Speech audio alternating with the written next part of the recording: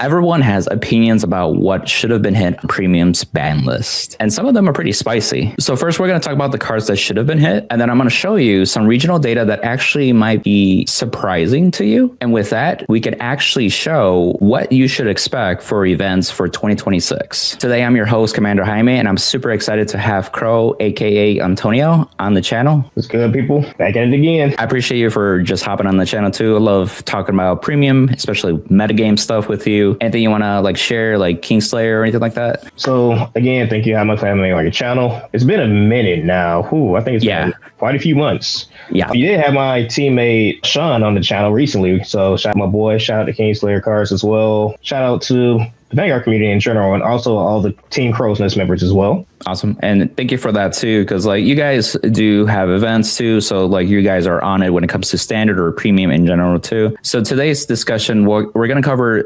some deserving slaps on the ban list. And I'm pretty sure at this point, everybody agrees that the list that we got is a little bit subpar. You know, there's a lot of missing things to be quite transparent. I think we could all agree as a consensus to that point, right? And then, of course, just cover some data that I found to kind of move the direction for people to know what to expect, really, especially like as a player. If I'm going to try to have fun or even just also try to top at an event, what's actually something that's going to be played at? What should I expect? Like those things come to mind, and that's what we're here to clarify too. So start us off, Crow, with what you think should have been on that list too. So I actually have like a long laundry list, but I'm not going to go through everything. Let's do it. Because I have some stuff that I'm still working on, but obviously, the ban list was kind of subpar. I do want to sit down and thank Bushro first and foremost for even giving us a ban list, even if it wasn't nothing but 2 cards. Granted, it could have been better, but something is better than nothing, correct?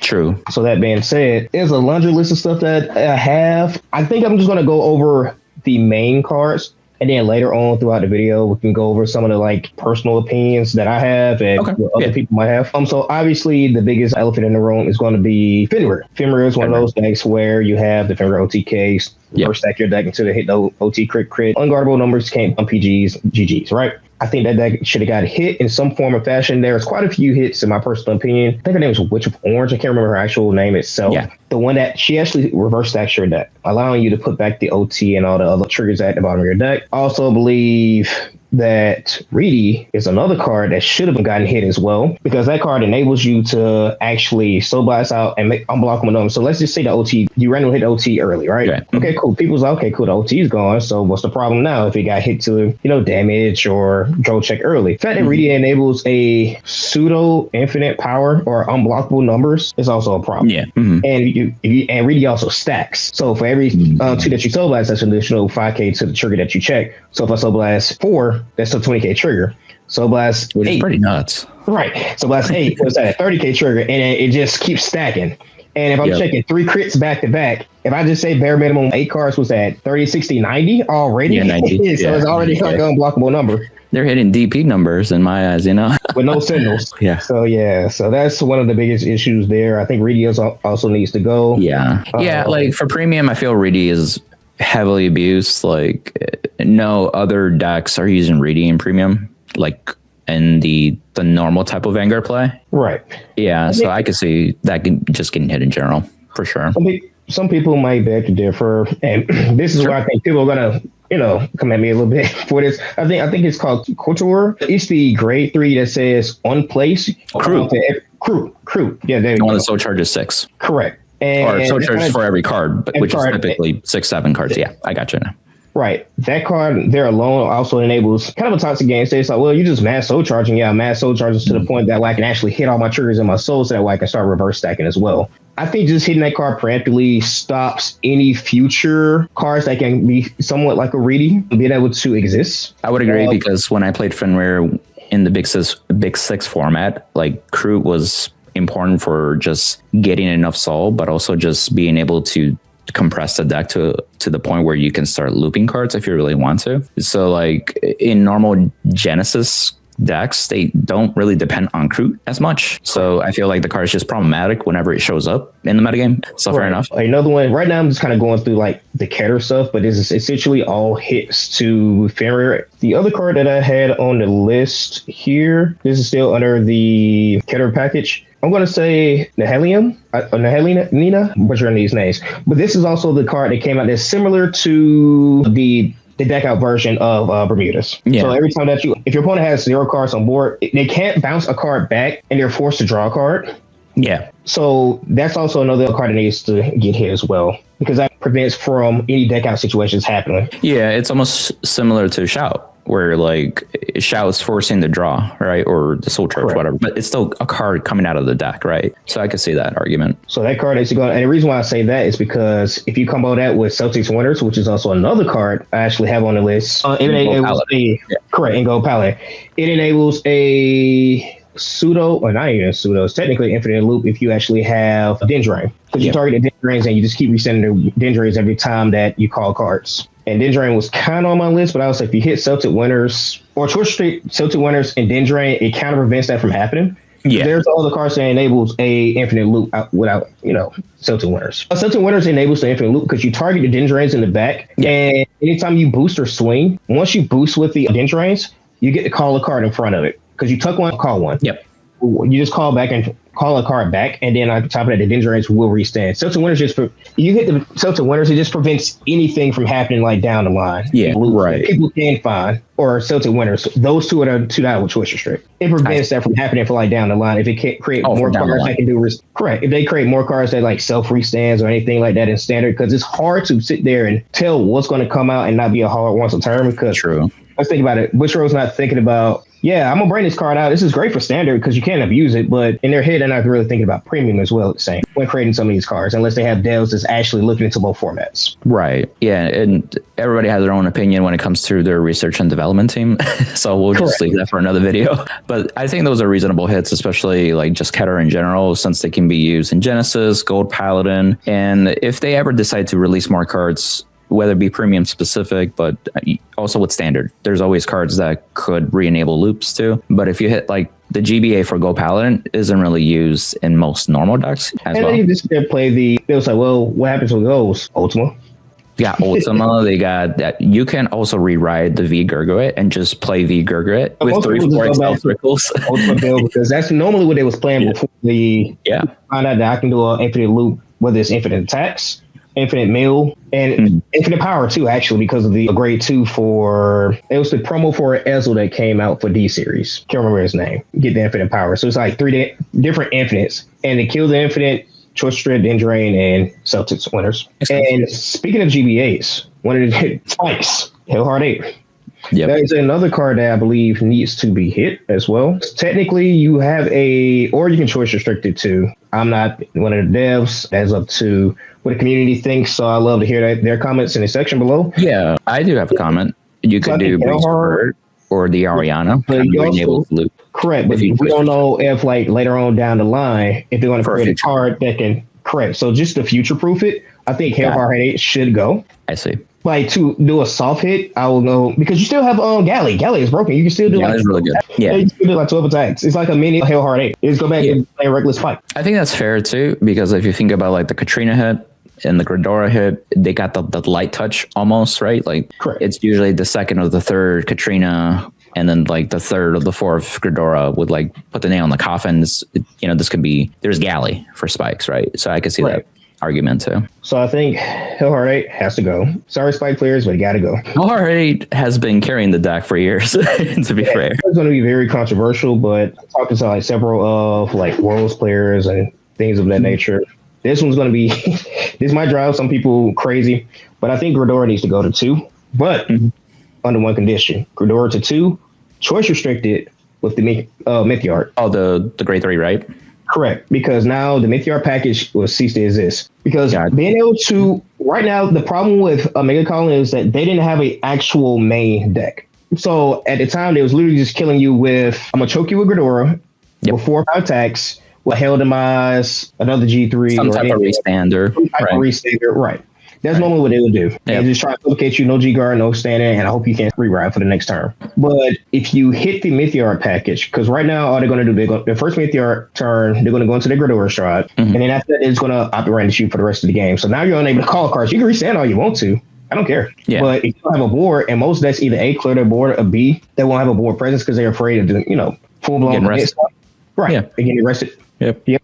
And a lot of decks now, you need to recall cards to do anything. For example, HH8, call out multiple cards. The Shout Loop, well, now it's gone, but at the time, the Shout Loop, you needed the Downplace, a new instance of it. Yeah, exactly. Correct. Let's see. I'm trying to think of the problematic decks. Granted, technically Narukami is like your worst matchup, but it kind of helps in the Narukami matchup because it stops them from being able to recall like other cards on board. It doesn't stop their restands, but the recalls is what matters the most. Yeah, I see your argument. Yeah, because some of their cards go on so, but yes. But hitting that right there alone actually helps a lot because now they fall back into the main problem they had before is where they don't have a main deck. 2 Gredora shots will not kill you. Most times, if you actually go back, like way back when we was playing the Order Colony with the Persona Ride and the Order, giving it 10k to the front, stuff like that, we was literally killing like off the third or fourth Gredora. And that was the main deck itself. But otherwise, if you have Gredora to 2, you're not really doing much anything because the main deck sucks. I would also add to, like, as an opponent, like, I don't play Megacolony, but like I have a friend that always plays it. So I'm always like facing against it. And what I would recommend for people is if they usually have a fear of Megacolony, it's usually 2 reasons. 1, you haven't had enough practice against the matchup, so you're not so sure how to beat it. And then 2, you may be playing a deck that naturally struggles against it too. This is notoriously superior calling decks, such as like Granblue, Pale Moon, and so on. There are other decks that have no problem with it too. I think of, Nubatama, for example. I think about Go Paladin can get around it by calling from hand as well. Little things like that, right? But I think that comes with actually having some practice of it and having a game plan going into it. So that's why I also would agree with you that I think Gredora should come back to 2. The Megacolony without the Mythiarch package is kind of struggling in this meta game. So it would give some... Yeah, exactly. And there's Lawless Arbitrandus, however you say that guy. He is a heavy cost for that clan, So he's a heavy cost, but you have ways to get the countercharge back because you have the Mythiarch grade 1 that also countercharges. If I'm not mistaken, if you have a copy on board, you can take it back. That's not the Mythiarch package, though. Yeah, does it countercharge? I can't remember, but I definitely know for a fact that you would get able to get high class Moth, but that's only one CC, right? And that's a hard once per turn. But just being able to choke your opponent out on top of Persona Rise and on top of Mally Mantis as well, so you might as well essentially say your front row has like 20k. Yeah, I can see that. Yeah. So it is kind of insane when you really think about it long term. That's exactly why another reason why they even hit the Order Colony package, because it was just kind of broken as well. Yeah. Being able to bump your front row up, that's where that pressure was, but it was inside of the grade 4 itself. So again, Gredora 2 choice restricted with the Mythiarch. Another card that needs to be banned in Megacolony, personally, I think, is Megacolony Battler S, that to prevent deck outs. Again, there's a way they can do pseudo loops. Once the opponent's deck gets low enough, that card just needs to be looped a couple times, and boom, deck out. Right. I was talking to somebody else. I got to go back and ask him why he was giving me this one, but he was saying Black Weeble. I'm not too sure why he gave me that. He says it needs to be banned. I'm not too sure, to be honest, so I have to go back, and if anybody knows why, they can put it back, down in the comment section down below. But that was just one that was recommended. But I think Megacolony Battler S's and the Gredora are the 2 main hits. I'll probably, as soon as I see the card after this video recording, I'm like, that card. But we can move on to the next couple hits. Yes. A Granblue, ban Big Obadiah. Fair. Because if you think about it, if you would kill all these loop decks, and what roams free? Granblue. Granblue is the most popular deck, most represented deck. Even if you're looking at BCS season now, it's still one of the most popular decks being played. Yes, it is. Outside the OTK version. Yep, that's actually going to be something I'll speak on later. So Big Obadiah, gone. Also, they have Columbard, and I remember you and I, in the prior video earlier this year, you mentioned people have gone down to 2 Columbards just because they could always fall back onto the Obadiah, especially if they have the crest on top of that. I speak to Intax, also known as Bow Wow. He's the one with the Magnolia Loop deck. He feels as long as we have Obadiah, I can still do my thing. Right. Regardless of the Navigator hit. So correct. Because you only need I think it's like a 4 or 5 card combo. Yeah. And Obadiah gets you up to 5. I mean, even when Obadiah came out, I was like, really? They gave us something like this to Granblue? I'll take it, right? But yeah. Colin Magnum, gone. Infinite power on Itachi's is kind of crazy. That's the stand trigger because you can just keep looping it. Yes. Get rid of loops. Ban Magnum. Narukami, I know this is another big boogeyman in the room too. Another deck that is highly represented at BCS. This one actually has 2 hits. People might beg to differ. Again, this is all opinions, not my personal opinion, but just collective Either talking to people, exterminate the one, or impede the one. We can do both in one, but something has to go. I see. Make it where it's limited to either the stride or the G guard, right? Correct. Because we don't want to sit there and have spammable cards. Because granted, there's multiple versions of Narukami that's roaming around. For example, you have the Violent Saber, and then you have the Sweet Command. You also have the Wrath Give Sweet Command as well. Heck, you have Pure Vanquisher as well. Again, what's the biggest command in the room? Impede. And I would say too, and also Exterminate. Just being able to have spammable cards like that is just crazy. Yeah, and you can play Asperdias, you can play Chos. That power to the front row is really powerful. And you barely survive the first one. And then the second one is puts the nail in the coffin too.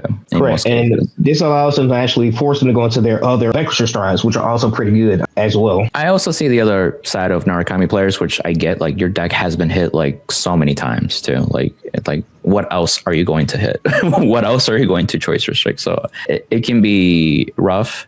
That's something I'll speak up on later too, because I feel like that should have gone hit in this minimal list that they actually did as well. But go ahead. Correct. Deep Police. Lincoln, 1. Yeah. Why am I allowed to do 2 to 3 to 4 Linkers in a turn? Linker replaces itself because it draws 1.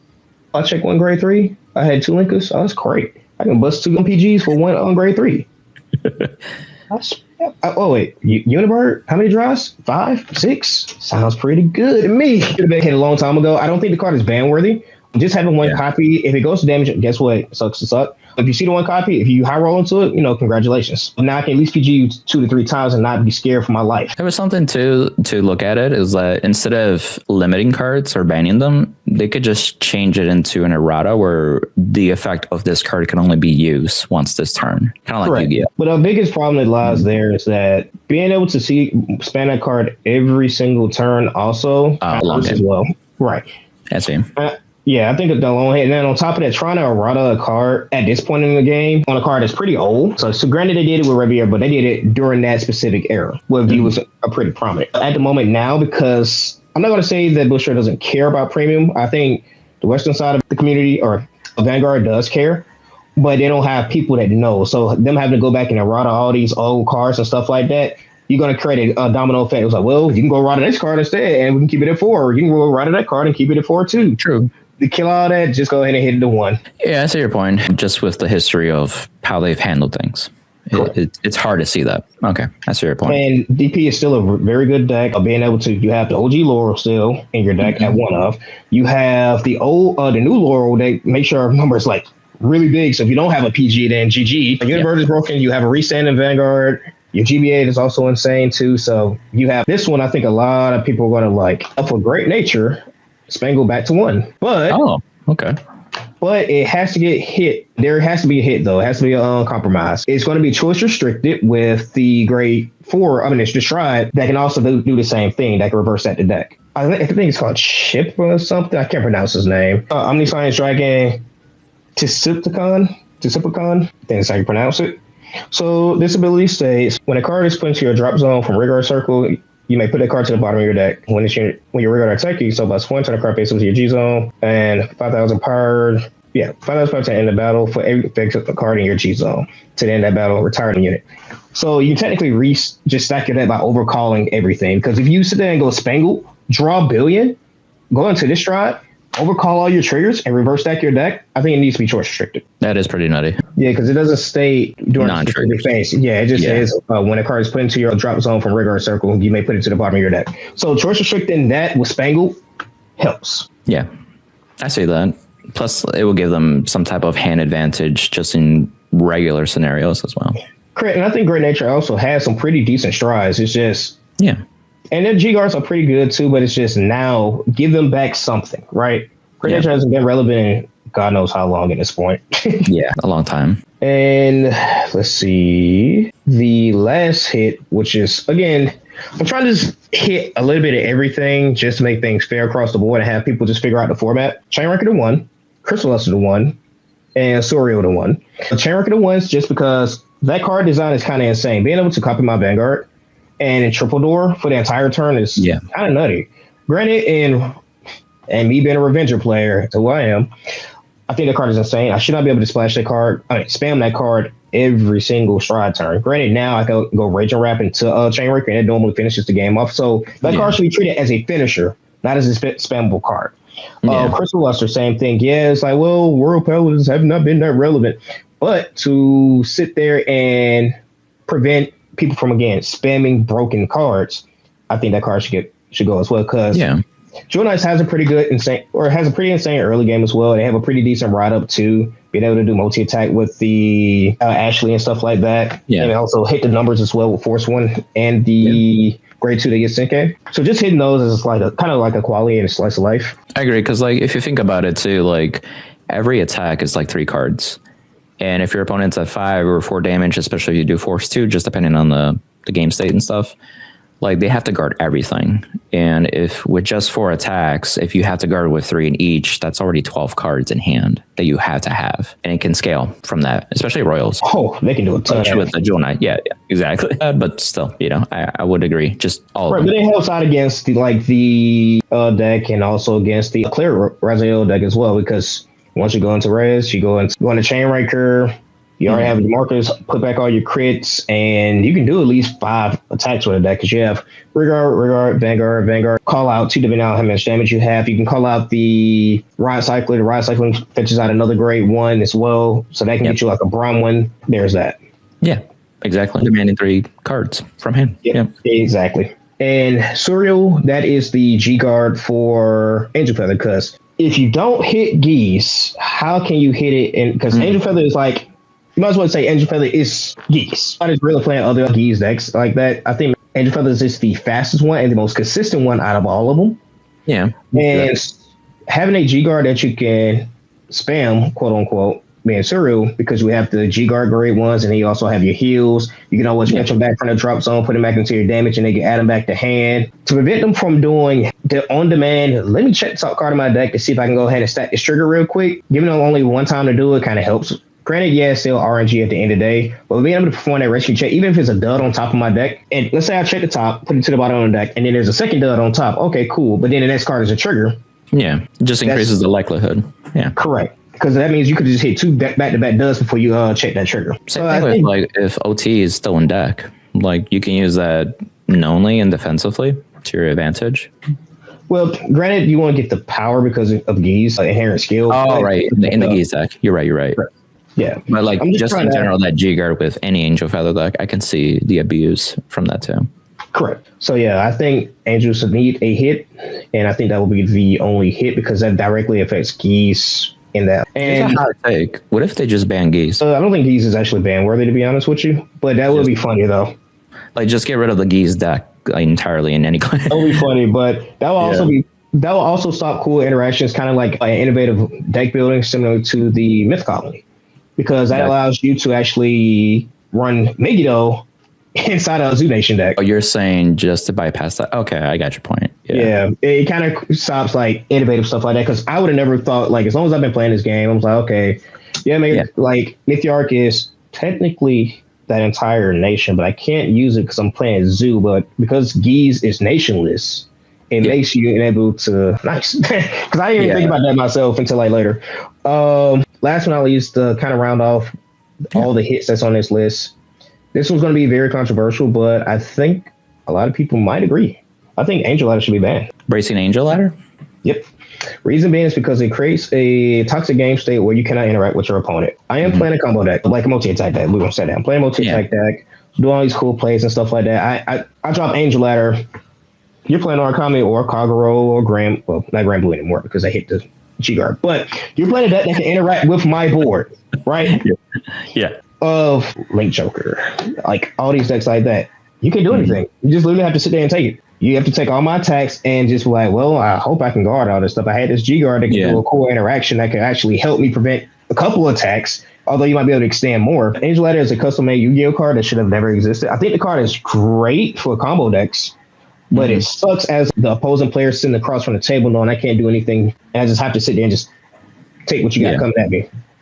Yeah, I can see that argument because, like you said in Yu-Gi-Oh, it's almost like a cold wave where you guarantee certain cards not to be activated during your turn, and that lets it like put you in a position where like it's free game to go balls to the walls and try to just finish the game at that point too. So I understand that side.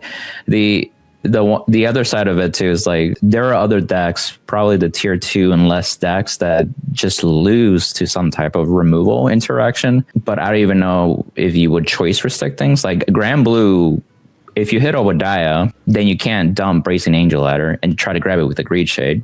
But now they have to rely on Columbard to get it. Or you could just forbid Bracing Angel Ladder from Granblue or from other clans as well. It's too many. There's too many variables. Yeah, it's too many variables that hit it specifically for a certain deck. So I think overall hit is fine.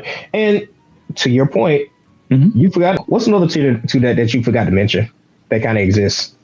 It's in a Red Nation, by the way. Tier 2. So there's Kagura with Denial Griffin. Yeah, boom, well, there it is. Right.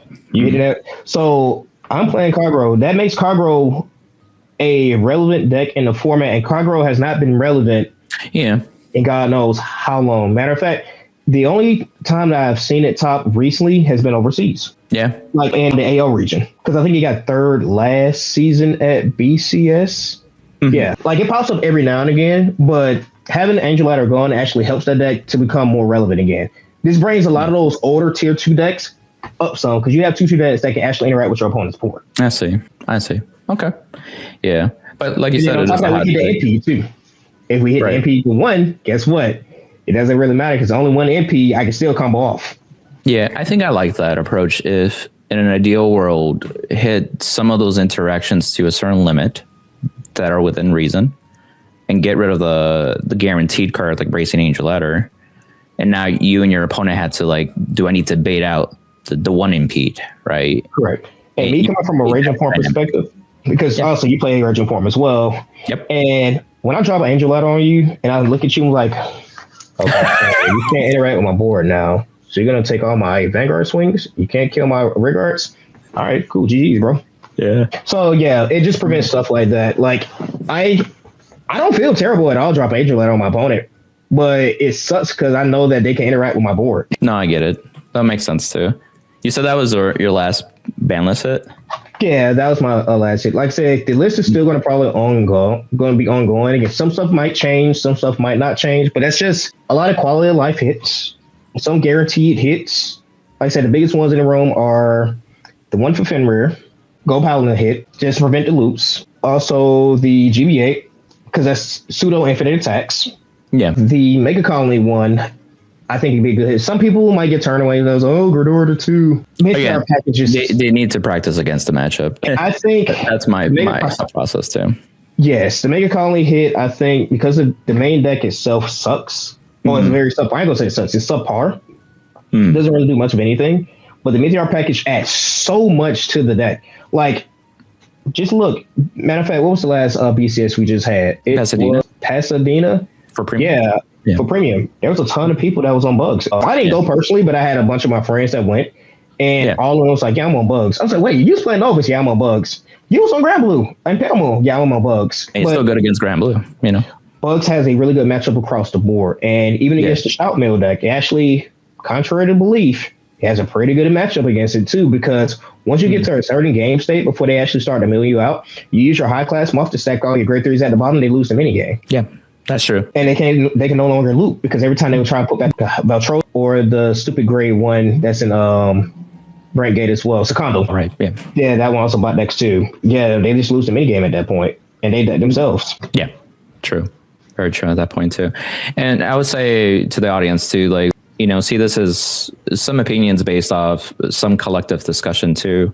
Correct. Obviously, everybody has their own opinions, their experiences too. It's not meant to be who's right, who's wrong, what should have happened. It's more like, this is why these cards that we talked about should be hit, right? Correct. And I'm sure everybody can add to the conversation in the comments too. I'm going to transition. I think it makes sense to transition, Crow, into, this is kind of like, if you see this as a insider's look at what's actually being played in these recent BCS events. I also took VG Paradox for like the BSF and the Worlds. I'll cover that later too.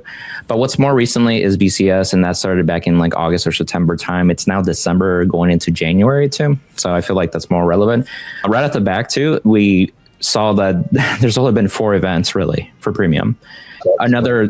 disclaimer to that is that Bushiroad has reduced the number of premium events for this region or this season, but also prior as well. So you can have an argument where like it feels like all these decks are being played, but there's not enough data, like a sample size that would justify certain cards, right? But like it's just interesting trends, interesting findings that I saw here, and that's really what I want to highlight. And so just based off like the first couple of things, like I was looking for things like Shout Loop, the Granblue Loop decks, Crest Granblue, of course, Spikes, and so on too. Surprisingly, there wasn't any other loop decks that were like Ezo Loop or the Gredon Loop deck and things of that nature. So these are the ones that actually stood out. But with top 16 and Pasadena going into top 32, there was only a couple that were in those top cuts. It's not as dominant feeling where it feels like people don't want to play premium because they see these decks running around and they're dominating the top cuts, but that's not necessarily true. Would you agree with that? I do agree. Actually, what's so funny, I actually had this discussion at locals too. I'm gonna make a real quick point. Over here in the NA side, when you actually look at representation for premium, granted, yeah, it's low, but it's still up. Yep. But from deck perspectives, a lot of people are actually just playing what they like. Yes. Yeah. Compared to, I think everybody kind of has like a gentleman's agreement that, you know what, I don't like Shout Mill, so I'm going to go play Narukami. I don't like Shout Mill, I'm going to go play Raging Form. I don't like Fenrir, I'm going to go play Highlander. Like, there's a ton of decks in the meta that are being played, but you want to hit the problematic cards just so that way you can go and kill two birds with one stone. Go ahead and make the format fair and balanced, but also go ahead and make the proper hit so that way in case people do want to bring these decks, they no longer can. They kind of started doing it by hitting the Navigator and the other one and Shout the one. Yes. So yeah, I think it's just a common consensus in the NA that we just play whatever you kind of want. You do have those people that's going to play the Shout Mill, the Fenrir and stuff like that. Those decks are broken. That's why you don't see it highly represented in the meta because it's not a bunch of people bringing it, but that does not mean that that creates a toxic game state. Yeah, you actually skipped ahead to one of my points too, is that they also, disclaimer, Bushiroad has posted all deck logs for all these events for BCS season. True. And now we can see the total of what's being played instead of just what's topping, especially with VG Paradox. And again, to shout out to Fuzzy for even doing that type of work and the people that also help out with that too. But to give perspective, they also have pie charts of what's being played. And it really hits what you said. Everybody else is playing whatever the heck they want. So in this chart, we're seeing that like the other decks here, multiple events are over 40%. Some of them hit 50% and some of them even 60%, especially Pasadena with 268 participants. That means like over 60% played everything else that didn't stood out from these high clans that you would expect. And what was kind of interesting too is the representation that kind of lines up with their ban lists. Nova Grappler kept showing up as the biggest slice or even tied as the biggest slices when it comes to the pie chart. But the things that I found is that these also had Nova Grappler with just the Victor deck. It's not always Shout Loop. And it happened in multiple events, even in the top cut. And in fact, in the recent top cuts, Shout Loop didn't even make in top 3 for the invites. There was a 4th place in Mexico City, but the only thing that made it Nova Grappler wise was the normal Victor deck in Pasadena, 3rd place. Right. And I can even speak on my own personal experience too from BSF season, this past season, actually, as you see the little banners behind me. But shout out to my boys, Obi and Twan, best teammates I've had in quite some time outside of my girlfriend. Yeah, you know, this season, if you had premium, it was just a 1v1. It wasn't even a 3v3 event for premium in this BSF season. So BSF, you're right. Yeah. It wasn't even team space premium. It was just singles. Correct. So I ended up winning the Duluth event. And one of the decks that I fought in top 4 was Shout Mill. And granted, yeah, he couldn't really do much of anything because I was playing Reassure. The deck's just, it's like super high roll. So, but to your point though, again, it's just another deck creates a toxic game state. And shout out to my boy Siobhan as well. He ended up having to fight it in top 4. Well, not top 4. I'm sorry, in the finals for 3rd and 4th place, and he ended up getting milled out. And like again, it's just one of those decks where it creates a toxic game. So although the deck isn't highly popular does not mean popular, but it does not mean that the deck isn't like ban worthy. Now, as far as like Novas go, I did forget to mention one hit as well. I think this is going to be very controversial because I was having a discussion with some of my teammates as well, and some of them were like Nova Grappler enthusiasts, and I was like, "What do you hit?" Because I was like, "If we hit all these decks that I had named on that list, right? Yeah. What do you hit in Nova Grapplers? Because you can't hit Buster to 1 because they only need 1 Buster. You can't hit GB8 because they can kill you without the GB8." Right. So winning champ. Yeah. Right. You also have other cards. It's like, okay, if I do ban Buster, you have other cards that can mass unflip your G zone too. So it's like, what do we hit? Came up with one idea. Spiral Breaker to 1. Oh, Spiral Breaker. Okay. The grade 2 on boost. Okay. Yeah. Reason being is because also the right fixer too. Yep. So you have to make a choice. Do I want to find a piece or do I want to use it for a combo? You make the decision on your at the 1 copy. And it's not a searchable card either because it's not a Extreme Battler. Extreme Battler, yeah. So you can't go on call, search, I think 5 or 7 to call it. So it's just if you hit the one of, you hit the one of. Reason being is because if you think about it, when you go into your Buster turn, and if you have a decent amount of soul, 1 attack guarantees you 2 unflips, meaning that's 2 additional drive checks, meaning that's already 5 drives. I see. I could see that. That will make it less consistent too. And players would have to fall back more to the Victor or the Extreme Battler support. Right, and those cards are already insane. Yeah, especially the Giera stuff, like that's still being played. Like it's ridiculous. You have Gero Hawk. Yeah, that clan booster from back then. Right, there's so many good cards. Like don't grapple it. Deck itself is amazing. Yes, but if you hit Spiral Breaker to 1, it stops some of the consistency. Yeah, but it also stops some of the most broken parts of the deck is your Buster turn. Yeah.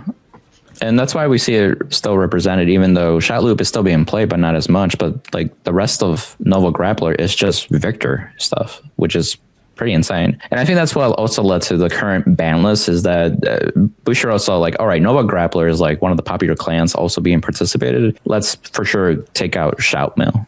Could have they done more? Probably yes, to your argument too. Right. And like I said, that's just one of the hits. Okay, Victor might be best deck format.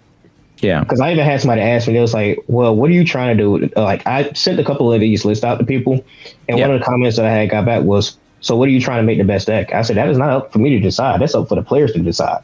But then as I kept looking through the original list that I sent out, which is actually the one that I sent you, that's why when I was reading them off to you, as you see, some of these cards weren't even on there before. That's why I had to add Spiral Breaker, because I was like, dang, Nobles really becomes best deck of format at that point in time. Yeah. Or Raging Form might become best deck of format at that time, or Jewel Knights could be best deck. So I have to, try and make the playing field kind of balanced in a sense. Yeah. Because we don't want the triangle format of Novas, Granblue, Narukami. Yeah. Yeah, to remind the audience too, and even reassure you, Crow, is that this ban list isn't going to be the one that does it all. I see that it has to be every 3 months. Something has to get tapped every so often. Right. So that way it starts going to more of a diverse format. If that's the goal, more diversity, right? And I think everybody will like that, just to play what they want without feeling like they're just being curb stomped by the boogeyman in the format, right? So I definitely understand that. Before we derail too with BSF too, I think that was a perfect time that since you mentioned that I saw that Shout was being played 2 to 3 times for BSF. Obviously, it got its first recognition for Derek Dow placing 3rd Worlds.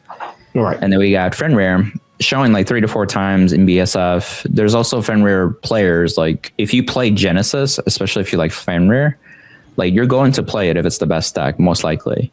And even for myself, like if I were to play Premium in Rosemount, I didn't this year, but if I did, it was either Raging Form just to be quick, I either win or I lose, or I am playing Fenrir because I do love Genesis as a client. So I would have also played Fenrir, to be quite frank. We also noticed that most of the people that play Fenrir are, and this is like no shots to anybody, but in the EU region, I think EU actually plays more Fenrir, while in NA we play more of like whatever we want. I could see that. I don't know if maybe they just like Genesis more, or maybe it's just some type of. I feel like even with Japan, like years ago, they tend to play more conservatively sometimes. Versus at least with the North Americans, we tend to play more aggressive. Like at least 5-7 years ago, that was kind of something evident. I think the EU and NA versus EU, I think the EU takes premium more seriously than NA does. Don't get me wrong, NA loves premium. We love premium over here.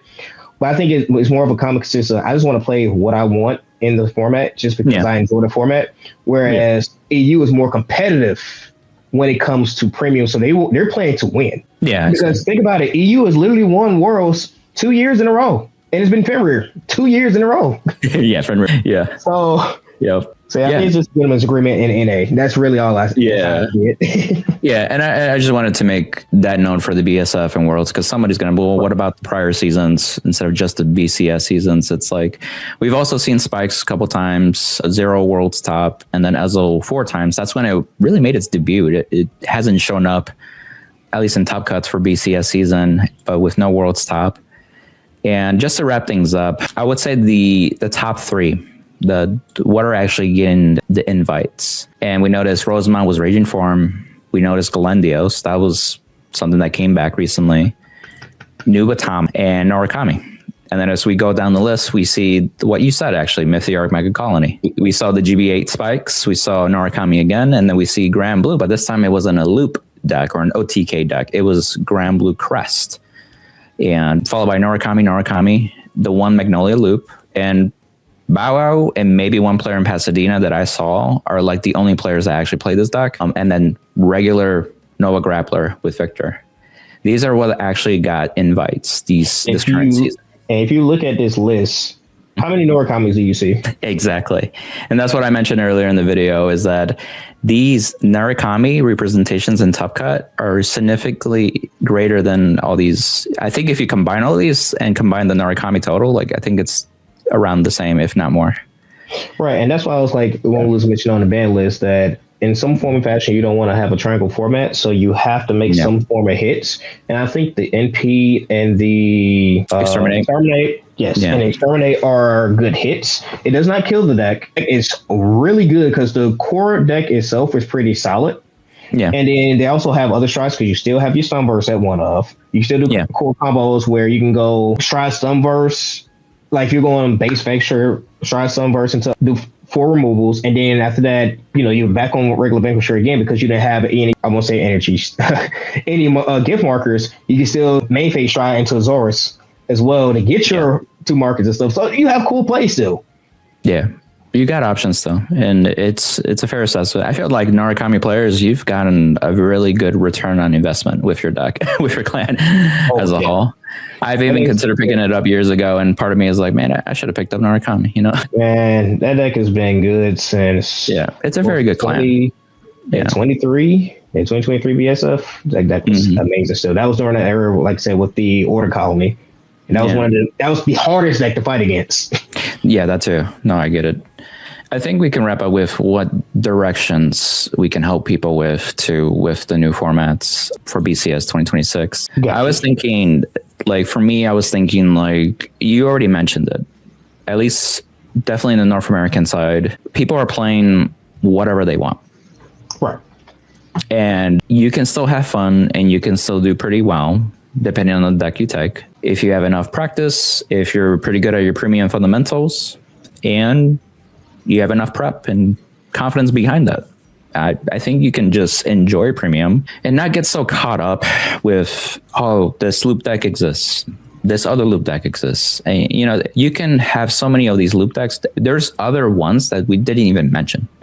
Right, options. Right. Yeah. And at the end of the day, you saw what's actually being played. You see what people are really doing, and it's just playing whatever they want.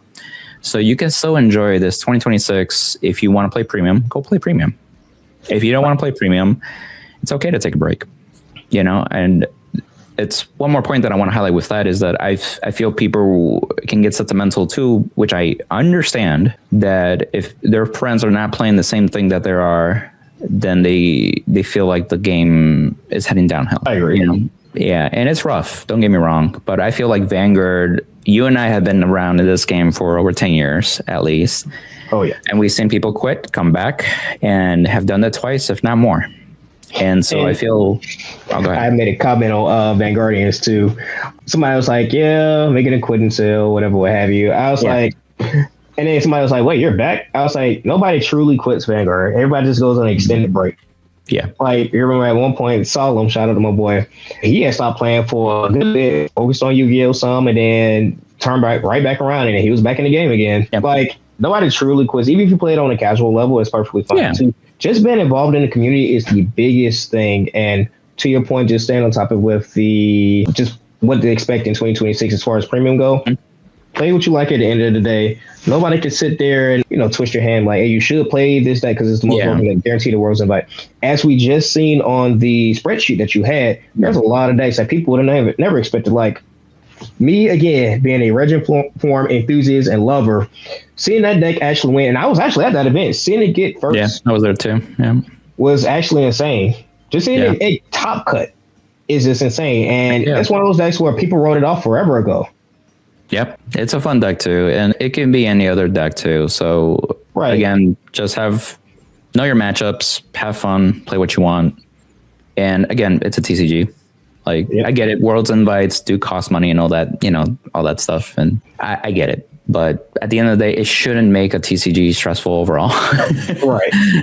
That's all. Now, if you want to play best second format, by all means, go ahead and do so. Like I'm not opposed to being a tryhard because I have been a tryhard a lot. Yeah. And sometimes some of my decks end up becoming relevant or best second format just randomly. I was like, cool. That is the perfect sweet spot. It's like the Venn diagram when it overlaps your fun deck and the best deck in the format, Right. Perfect. Yeah, definitely choose that in that regard, right? I think we've rattled a little bit too long, or long enough, I should say. Right. Other than that, I think we're good, Yeah, that's about it. Like I said, just a quick shout out to Scan, Kingslayer Card, Team Crow's Nest. Shout out to you. Shout out to all my homies as well that helped me put this list together as well. Yeah. It's still ongoing. And I will sit there and say this too, just kind of for 2026, that my tournament series, I will be kickstarting that again in March. Nice. So, and I'm looking to actually do 2-day events. So day 1 standard, day 2 premium. Day 2 premium, right now we're trying to see if we're going to do like a custom list. Right now I can sit there and guarantee you this, that I'm going to introduce energy into premium because I think that's kind of fun and innovative stuff. Obviously, OT is already banned, so we don't have to worry about any of that. Right. But like I said, as far as like hits go, it's going to be a community built list. I'm going to probably publish it like later for my specific events. Yeah, it might be controversial, but the people that's going to show up to the events and support grassroots community events and stuff like that, they're going to support it regardless. Yeah, and I'll enjoy to have as many of you guys out there, even if it's just for day 1. Hey, 1K on the line, it's money. Cashful. Yeah, definitely. It's almost like Yu-Gi-Oh's Genesis form. It's something that at first people are like, wait, what? And then even Konami made some updates after a couple of events too. So I'm excited how your events pan out with that and evolve from that too as well. Yeah, for sure. Again, I appreciate you as always, Jaime. Thanks again. Until next time, guys. And again, if you're interested in more topics, feel free to click on the next video over here too as well. Until next time. Bye. Peace.